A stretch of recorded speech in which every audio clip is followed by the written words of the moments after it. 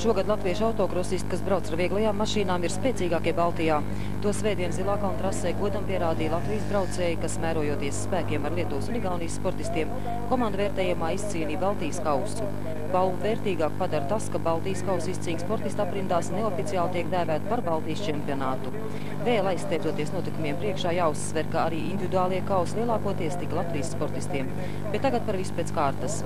Sacensībām dalību bija pieteikuši 70 sportisti, labākie no Latvijas, Lietuvas, Igaunijas, lai gluži vienkārši samērotos spēkiem. Brauca visu klašu mašīnas.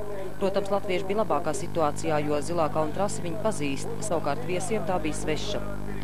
Varbūt tādēļ jau kvalifikācijas braucienos viesi daudzkārt kļūdījās, meta kūleņus, gala rezultātā līdz sacensībām netikdami. Arī Ģirds Mūrnieks, iespējamais sacensību favorīts, dienu beidza, cīņas tā arī neuzsācis. Pievīla tehnika.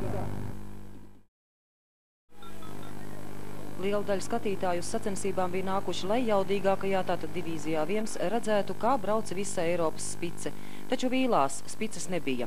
Startam varēja stāties tikai 2 mašīnas – Andris Dambis un Ali Zagīrovs.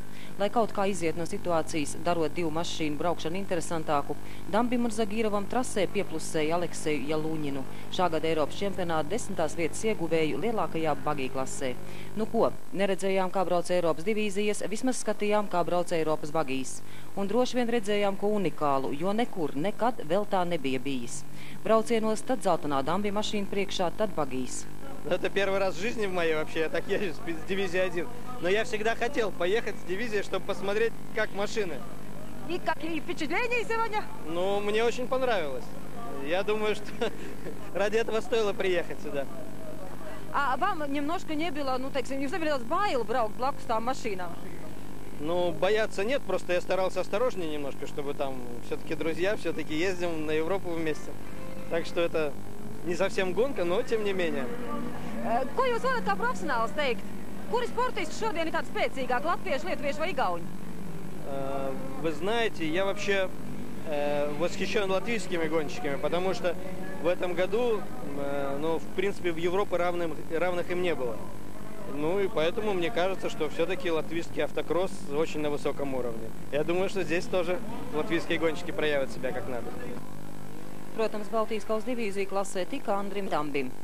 Kā jūs vērtējat, kādi ir citi braucēji un kāpēc vispār divīzijā nebrauc, teiksim, lietuvieši un igauņi vairāk? Nu, lietuviešiem ir savi sportisti. Kādēļ viņi neatbrauc šodien šurp? Es domāju, ka viņiem ir kā 3-4 spēcīgi sportisti. Nu, man grūti pa viņiem pateikt ir. Es zinu, ka, teiksim, kādēļ es pats neesmu piedalījies Latvijas čempionāta posmos, bet nu, tagad kā sezona ir aiz muguras, un es domāju, ka nu, varēja būt, protams, koplāks pulks. Ko jūs gaidat no nākošās sezonas? Teikšu, mans nākošā sezona ir pilnīgi neitrāla. Es ļaušos upes straumei. Man nav nekāda mērķa, un es rīkošos tā kā dzīve. To parādīs. Varbūt braukšu, noteikti es nebraukšu Eiropā, to es zinu. Varbūt braukšu ar šito mašīnu Latvijā divīzijā, ja viņi vēl būs. Varbūt kaut ko citu. Kā jums patīk dēla sasniegumi? Viņš laikam šodien vairs nebrauks, bet vienalga. Patīk, tās ir citas emocijas, un tas ir kaut kas no jauna, tas man ļoti patīk, un arī jaunākam puikam, nu patās bija dažas dienas apakaļ dzimšanas dienā, viņam bija 14 gadi, un, protams, kad viņš arī grib braukt, un tā kā man tagad lielākās rūpes būs, lai viņi abi varētu braukt, un ne jau pa aizmuguri.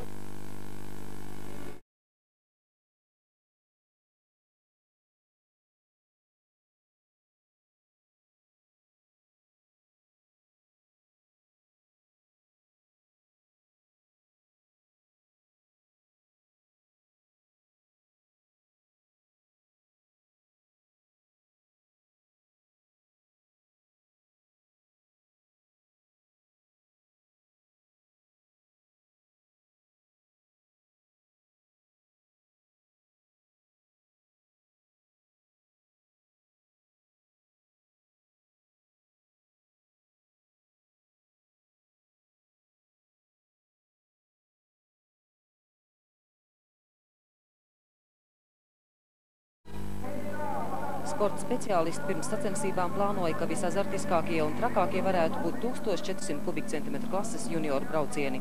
Tātad mašīnās sportisti vecumā no 14 līdz 18 gadiem. Veidot junioru klasi ieteikuši lietuvieši, lai gan Latvijā šī ideja ilgi esot strāvojusi gaisā. Visbeidzot, Baltijas kausā tā arī realizējās. Un jāsaka uzreiz, mūsējā jaunatne visspēcīgākā. Cīņa visos braucienos notiek starp Andi Neikšānu un jauno rencēnieti Agri Kociņu. Viņi priekšgalā. Līdzi viņiem tur tikai lietuvietis Evaldas Gaudiešis. Priekšgalā arī Kaspars Dambis un nez kā cīņa beigtos, ja viņi nepieviltu tehnika. Brīdī, kad jākāpj uz goda piedestāla, Baltijas kausa 2. vietas ieguvējs ir rencēnietis Agris Kociņš. Kuro gadu tu brauc?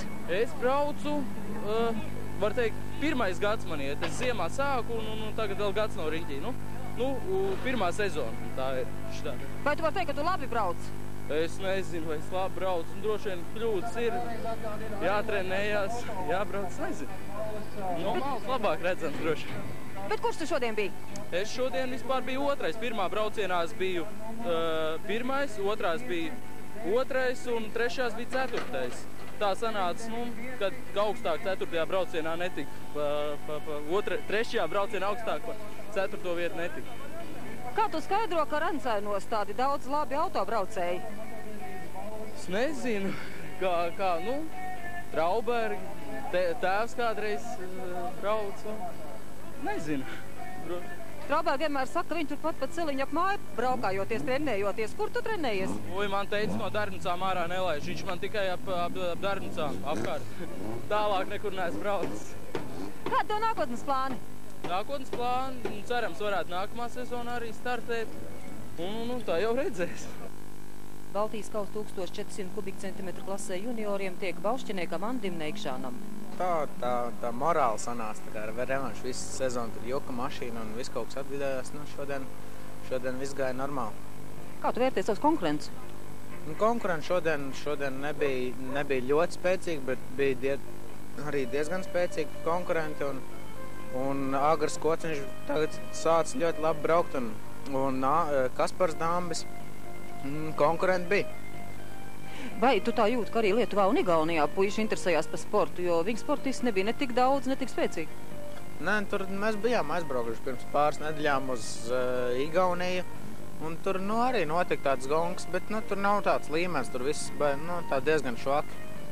Ko tu darīsi ziemā un ko nākošajā vasarā? Ziemā es nezinu, gan jau, ka braukšu uz sacensībās un nākam vasar, tad jau redzēs. Kur šodien Māris? Mājās. Kāpēc? Viņš negribēja braukt. Nē, ar mašīnu jau nesanāca braukt, bet skatīties viņš arī negribēja braukt.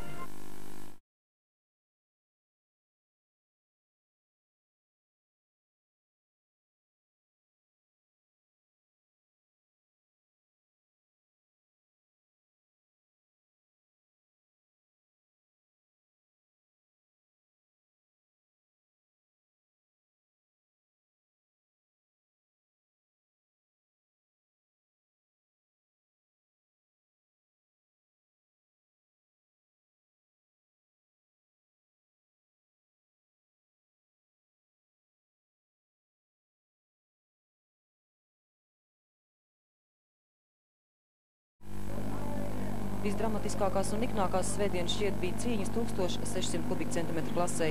Trasē vairāk Latvijas autokrosa čempioni Agris Upītis, Oļģerts Vērmans, Jānis Bagdanovičs un Dainis Tripāns. Viņiem blakus tikpat spēcīgi igauņi un leiši, kur nu vēl pārējie latvieši.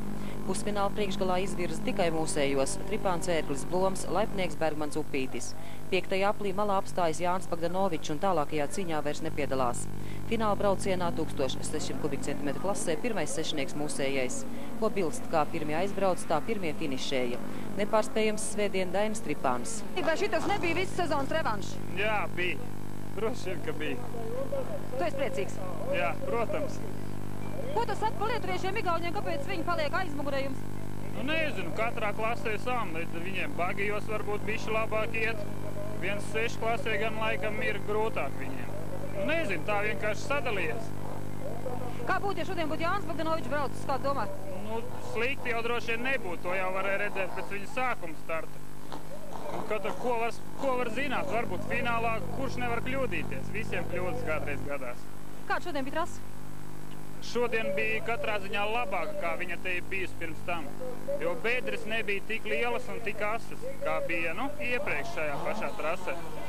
Vai tev tāds Baltijas kauss jau ir kāds bijis? Nē, nav. Diemžēl nav. Iepriekšēji bija neveiksmīgi. Kurā plauktā liks tagad? Man viens plaukts mājā. Nav vēl pilns? Ir jau gan pilns.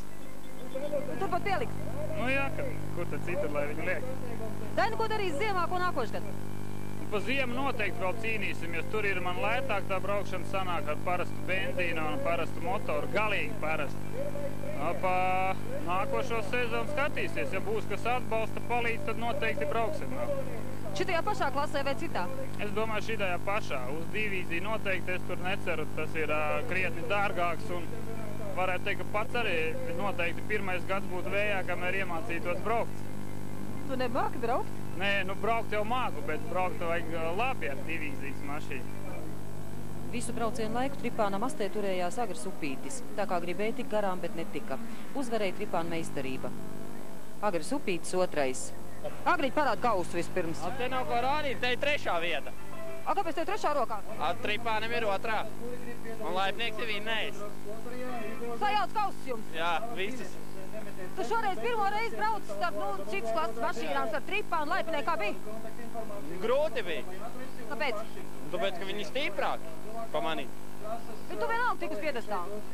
Nu tā sanāca, no starta, kā izrautā arī bija. Bija jānotur tikai. Ko tu saki pa lietuviešiem igauņiem? Nu arī stipri. Bet viņi aizmugurē palika. Un ko aizmugurē? Es 2 nedēļas bija atpakaļ cīnīties ar viņiem uz Lietuvu. 2. palika. Starp 1-6. Ir viņi stipri. Tikai viņiem nepaveicās šodien. Ko darīs tālāk? Ko ziemā, ko nākošu vasaru? Ziemā braukšu, nākošu vasaru atkal braukšu. Kurā klasē? Tajā pašā. Uz 3. vietai domātā piedestāla svētdienu uzbrauc Aivars Laipnieks.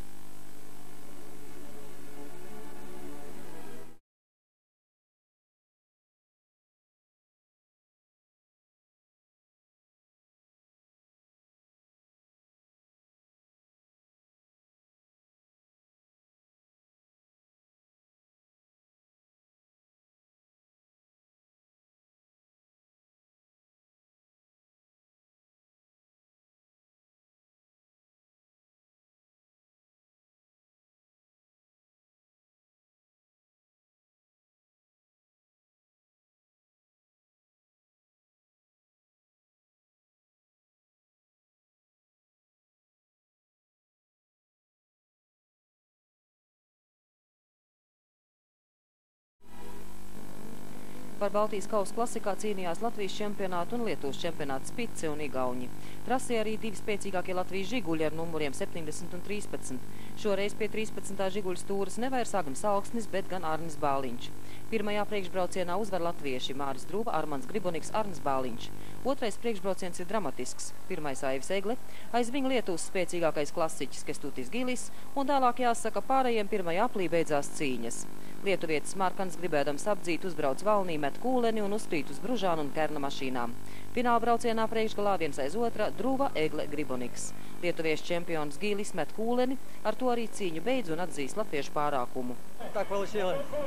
А как так получилось?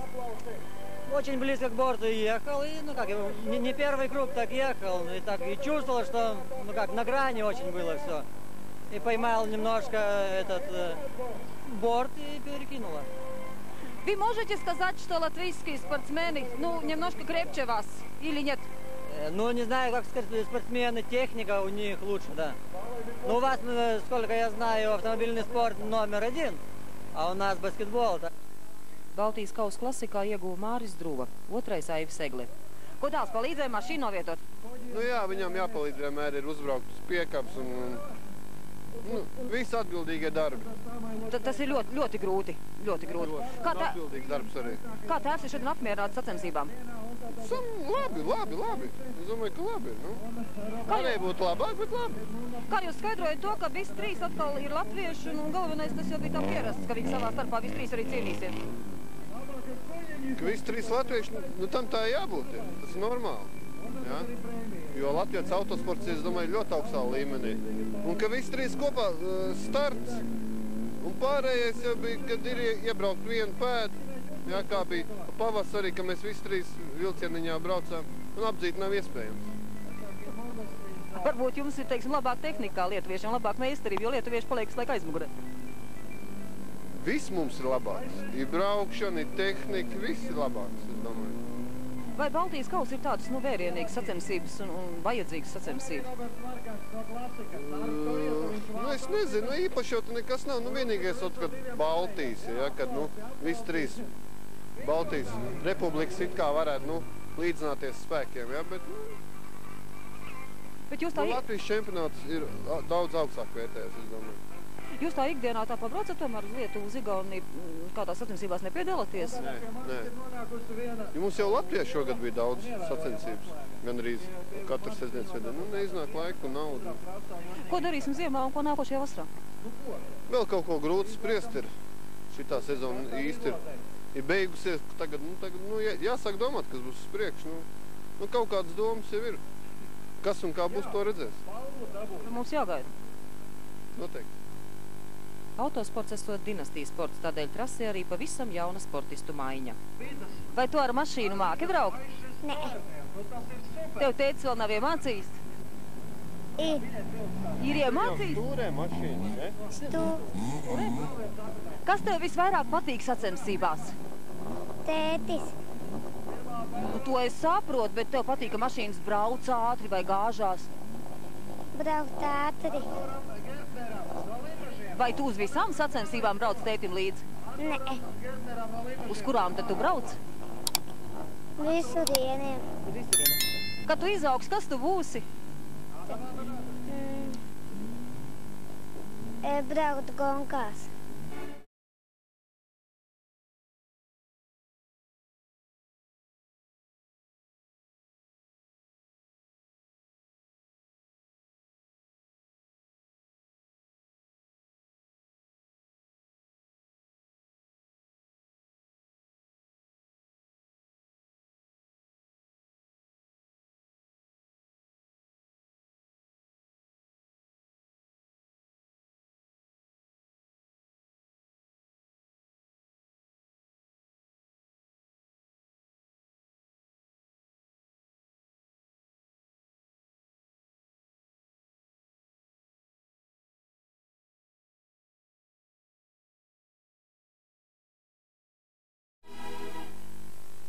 Šā gada Baltijas kausa latviešiem, arī individuālajā vērtējumā latviešu priekšgalā, vismaz šogad lietuviešiem un igauniem nākas atzīt mūsējo pārsvaru.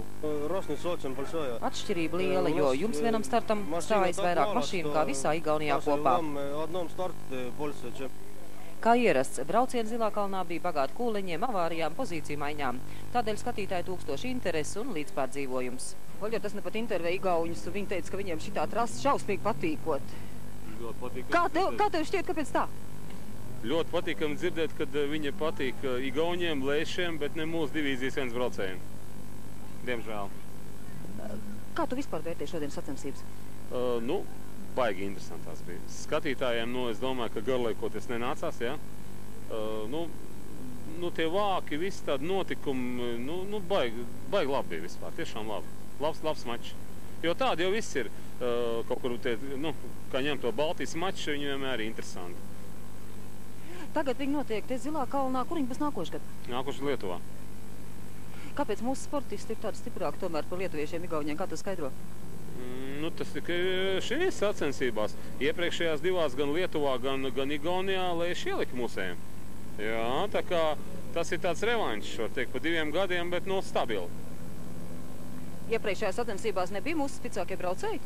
Bija, bet Lēši mūs nospieda ar savu vairākumu, ja? Viņiem bija vairāk braucēji, un mums pietrūkās kaut kā 2 braucēji tikai, lai iegūtos ieskaits punktus, ja? Tā tas bija. Kādēļ autosports tomēr ir tik populārs Latvijā? Teiksim, autosports, bet autokross. Jā, tas ir autosporta veids numur 1 Latvijā. To viennozīmīgi var pateikt. Jo neviens cits sporta veids šitā te skatītāju skaitu un tik lielu mašīnu daudzumu nevar savākt. Kad mēs redzēsim nākošos braucienu Zilā kalnā? Grūti pateikt. Jo, nezinu. Jo ir diezgan tāda finansiāla situācija pašlaik, ja, kad viss gulstās uz organizatoru pleciem, ja, viņi paliek nepanesami. Un kā lems, teiksim, cross komisija, kā lems varbūt federācija, no tā arī būs atkarīgs. Bet Uz tādiem finansiāliem noteikumiem, kādi ir pašreiz, ja, es vairāk neesmu gatavs rīkot sacensības, diemžēl. Smagi. Ko tu teiktu par šīs dienas cīņām? Šīs dienas cīņas bija, es domāju, ka vienas no dramatiskākajām visā šajā te gadā, ja ne pat dramatiskākā sacensība. Un es domāju, ka tā bija arī, tomēr tāda, pēdējās, varētu teikt, tās pašas Zilākalna trases 5-gadas sacensība. Un, tie dramatiskie momenti bija tādi, ka brīžiem tas mikrofons rokā tika saspiests tā ne pa jokam aiz uztraukumu. Un man patika. Kuri būs tie dramatiskie momenti, ko tu tagad pat slavēji? Kuri? Protams, ka skatītājiem patīk tomēr, ja tās mašīnas skrien virsū vienu otrai, ja viņas met kūleņus. Un tajā pašā laikā šeit bija Baltijas kauss, tas nozīmē, ka te bija latvieši, te bija lietuvieši, te bija igauņi, un viņi tomēr katrs savā starpā mēģināja sadalīt tos titulus arī jau tādā augstākā līmenī, jau tādā nāciju līmenī. Un es domāju, ka tas piedeva tādu pamatīgu spriedzi visā tajā pasākumā. Un, dramatiski momenti, kūleņi, avārijas un pozīcija maiņas, kas jau autosportā ir tas, un autokrosā sevišķi tas svarīgākais. Šodien kūleņus vairāk izpelnījās citautieši, ne latvieši. Jā, es domāju, ka vienkārši latvieši jau tomēr to Zilokalni jau ir iepazinuši, un tās trajektorijas jau ir zināmas, un tās iekšmalas tie vaļņi, kuriem var uzskriet, tie ir jau apgūti. Lai šiem igauņiem te vēl jābrauc jāmācās. Vai tu domā, ka viņi brauks un mācīsies? Es domāju, ka viņi brauks mācīsies.